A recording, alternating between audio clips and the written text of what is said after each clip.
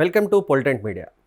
రాజకీయాల్లో ఎప్పుడు పరిస్థితులు ఒకే రకంగా ఉండవు. ఒక నాయకుడు ఒకసారి భారీగా ఎదిగే ప్రయత్నం చేస్తారు, ఇంకొక నాయకుడు దూరంగా ఉన్నట్టు కనిపిస్తాడు. కానీ పరిస్థితులు మారిన తర్వాత ఆ నాయకుడే ముందుకొచ్చే అవకాశం ఉంటుంది. ఇది రాజకీయాల్లో అందరికీ తెలుసు.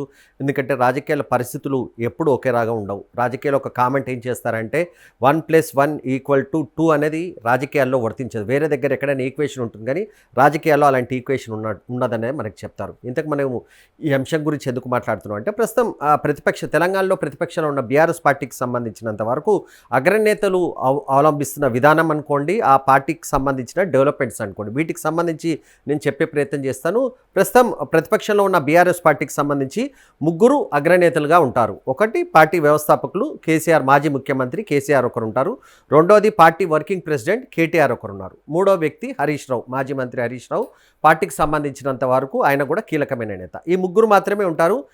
బీఆర్ఎస్లో నెంబర్ 2 ఎవరైనా అంశానికి సంబంధించి ఎప్పుడు చర్చ జరిగినా అది అధికారికంగా బయటికి ఎవరు వచ్చి మాట్లాడకపోయినా నెంబర్ 2 మాత్రం ఖచ్చితంగా నెంబర్ 1 కేసీఆర్, నెంబర్ 2 మాత్రం కేటీఆర్ అని మాత్రం అందరు చెప్తున్న పరిస్థితి మనకు కనిపిస్తుంది. కానీ గత కొన్ని రోజులుగా జరుగుతున్న పరిణామాలను చూస్తుంటే కొంత హరీష్ రావు దూకుడు పెంచినట్టుగా కనిపిస్తుంది.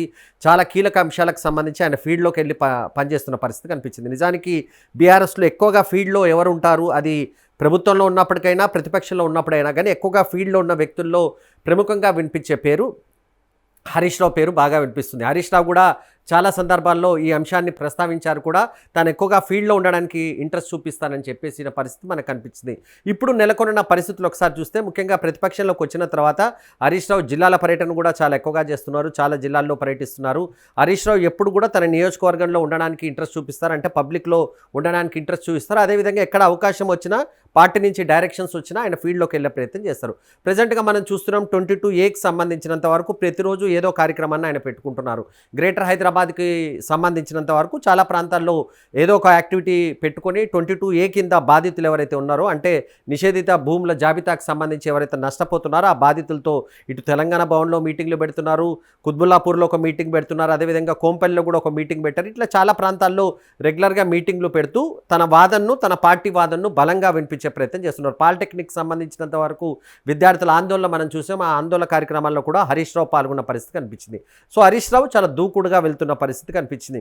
ఏంటి హరీష్ రావుకు సంబంధించి కేటీఆర్ కొంత సైలెంట్గా ఉన్నారా, లేకపోతే సడన్గా ఈ 4-5 రోజుల నుంచి కేటీఆర్ కనిపెట్టట్లేదంటే కేటీఆర్ అందుబాటులో లేరనే సమాచారం మనకు పార్టీ వర్గాల నుంచి వస్తుంది. ఆయన వ్యక్తిగత పర్యటనలో ఉన్నారని కొంతమంది చెప్తున్నారు. లేదు, కొంత ఆయన రెస్ట్ తీసుకుంటున్నారు వివిధ కారణాల చేత అనే ప్రచారం ఎలా ఉన్నప్పటికీ ప్రస్తుతానికి మాత్రం బాగా ఫీల్డ్లో ఎవరు కనిపిస్తున్నారంటే అది హరీష్ రావు అనే మనం చెప్పుకోవాలి.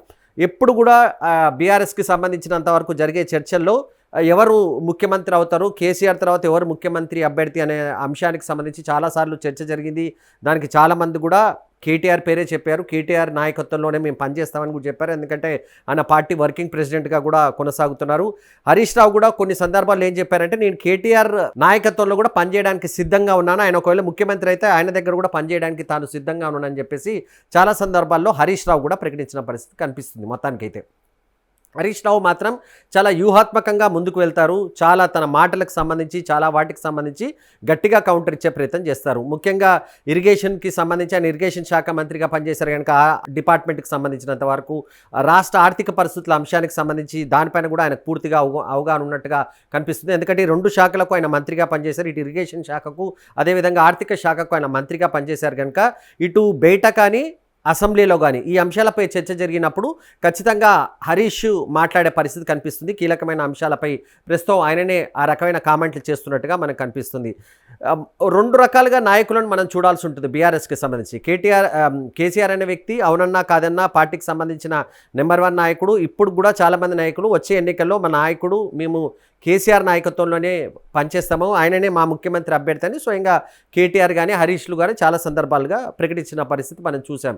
అయితే ఆయన తర్వాత అంటే ఆయన అనారోగ్యం అనుకోండి, వివిధ కారణాల చేత ఒకవేళ కేసీఆర్ నాకు నెక్స్ట్ ఎవరైనా అంశానికి సంబంధించి కేటీఆర్ పేరు బలంగా వినిపిస్తున్నప్పటికీ 2 ఈక్వేషన్స్ ఇక్కడ మనం చూడాల్సి ఉంటుంది. బీఆర్ఎస్కి సంబంధించినంత వరకు పూర్తిగా క్లాస్ లీడర్గా కేటీఆర్కి ఆ ఇమేజ్ ఉంది. అవునన్నా కాదన్నా క్లాస్ లీడర్గా ఆయనకు గుర్తింపు ఉంది. ఆయన మున్సిపల్ శాఖ మంత్రిగా కూడా గతంలో పనిచేశారంటే పట్టణ ప్రాంతాలకు సంబంధించినంత వరకు పనిచేశారు. అదేవిధంగా ఐటీ శాఖకు సంబంధించినంత వరకు దాన్ని పనిచేశారు. ఇట్లా చాలా డిపార్ట్మెంట్లకు సంబంధించి ముఖ్యంగా పట్టణ ప్రాంతాలకు సంబంధించి కానీ లేకపోతే పూర్తిగా క్లాస్ వర్గానికి సంబంధించినంత వారికి కానీ వాళ్ళని అట్రాక్ట్ చేయడంలో అవునన్నా కాదన్నా ఆయన నెంబర్ 1 లీడర్గా మనం చెప్పుకోవాల్సి ఉంటుంది కేటీఆర్కి సంబంధించినంత వరకు. ఇక బీఆర్ఎస్లో మాస్ లీడర్ ఎవరంటే కేసీఆర్ తర్వాతనే వీళ్ళు ఎవరని ఇటు క్లాసు మాస్ అయినా 2 వాటికి కూడా కేసీఆరే వర్తిస్తుంది. కానీ ఒకవేళ ఆయన కాదన్న తర్వాత ఎవరని చెప్తుంటే మాత్రం క్లాస్ విషయానికి సంబంధించి అవునన్నా కాదన్నా కేటీఆర్ పేరు వినిపిస్తుంది. ఇక మాస్ లీడర్గా పేరు తెచ్చుకునే వ్యక్తులు ఎవరు ఉన్నారంటే అది ఖచ్చితంగా హరీష్ రావు పేరే మనకు వినిపిస్తూ ఉంటుంది. కారణం ఏంటంటే హరీష్ రావు బాగా పబ్లిక్కి ఎక్కువగా కనెక్ట్ అయి ఉంటారు. ఈ విషయాన్ని పార్టీ నాయకులు అందరూ అంగీకరిస్తారు. మీరు రెగ్యులర్గా హరీష్ రావు దగ్గరికి కలవాలంటే దానికి ముందుగా అనుమతి తీసుకోవాల్సిన అవసరం ఉండదు. ఎవరైనా కామన్ పబ్లిక్ కానీ ఎవరు కానీ ఆయన మంత్రిగా ఉన్నప్పుడు అయినాలే అలాగే ఉండేది. ఇప్పుడు కూడా అలాంటి పరిస్థితి ఉన్నట్టుగా కనిపిస్తుంది.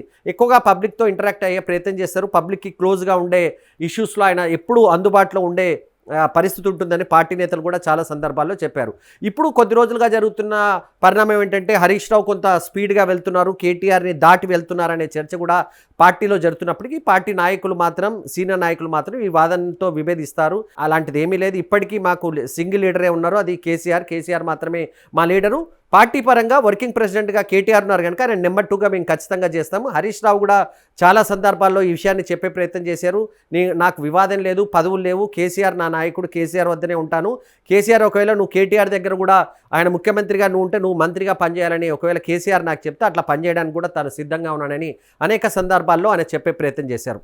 చాలా రకాలైన ప్రచారాలు కూడా హరీష్ రావు పైన కొంత జరిగాయి. ఒక టైంలో ఆయన బీజేపీతో సన్నిహితంగా ఉంటున్నారని, బీజేపీ నాయకులతో కూడా సన్నిహితంగా ఉంటున్నారని చాలా రకాలైన ప్రచారాలు జరిగాయి. కానీ ఆయన ప్రతిసారి ఆ ప్రచారాన్ని ఆయన ఖండించరా, లాంటిది ఏమీ లేదు. నాకు ఒకే ఒక లీడర్, అది కేసీఆర్ ఏది చెప్తే అది నేను చేస్తాను, నేను అంతకు మించి నాకు వేరే ఆలోచన లేదని ఆయన చాలా సందర్భాల్లో చెప్పే ప్రయత్నం చేసినట్టుగా మనకు కనిపిస్తూనే ఉంటుంది.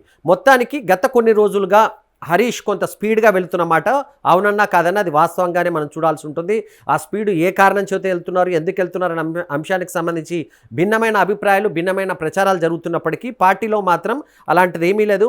ఏ సబ్జెక్ట్కి ఎవరు మాట్లాడాలి, ఏ అంశం పైన ఎవరు బాగా మాట్లాడగలుగుతారు అనేది పార్టీ అధ్యక్షుడు కేసీఆర్కి తెలుసు. కేసీఆర్ డైరెక్షన్లోనే ప్రస్తుతం హరీష్ పనిచేస్తున్నారు కనుక హరీష్ అన్ని ఆలోచనలు చేసే ముందుకు వెళ్తారు. కేవలం బయట ఉన్న వాళ్ళు మాత్రమే విభేదాలు కానీ ఇతర వాదనలు సృష్టించే ప్రయత్నం చేస్తున్నారు. కానీ హరీష్ మాత్రం ఇప్పటికీ కేసీఆర్ డైరెక్షన్లోనే ఉన్నారని చెప్పేసి పార్టీ నేతలు అంటున్నారు.